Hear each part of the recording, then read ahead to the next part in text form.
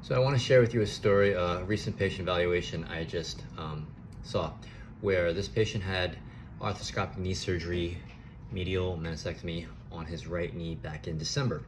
So he went to another physical therapy practice, a bigger corporate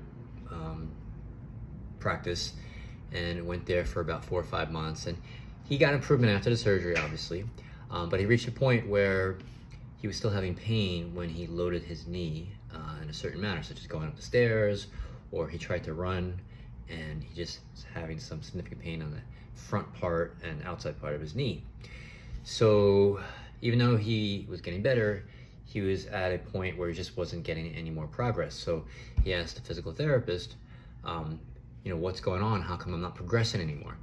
So the physical therapist probably answered him the best he or she could, by saying, well, sometimes after an accident, after surgery, you're only going to reach to a certain maximal level of function, and you're going to have some kind of deficits for the rest of your life.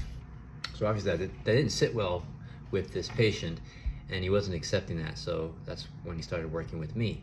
And just during our evaluation, to give you an idea of why I charge a higher rate, because I don't provide standard level of care, okay? I actually provide a more elevated, higher level standard of care. It's not even standard. That's how uppercase it is, or top shelf as I call it. So anyway, thorough evaluation, okay, all this data, if you see my previous videos, and what we found was essentially his soft tissues weren't able to take up the load, the basic load, such as going up the stairs, that it needed, and wasn't getting reinforcement, not just from the knee, but from the rest of the body, in this case, the hip and the ankle, in all planes of motion.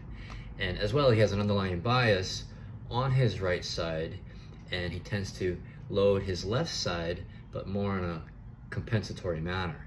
So he had a lot of things going on where you can't just address the orthopedics or the part that's symptomatic, such as this case, the right knee.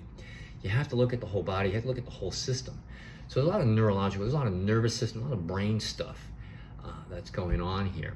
And then we came up with a nice plan, and he's going to be able to go up and down stairs. He's going to be able to run. He's going to be able to jump at the age of 65 after this knee surgery.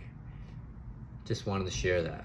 So it's a whole body, whole person, whole individual thing when you're working with chronic symptoms.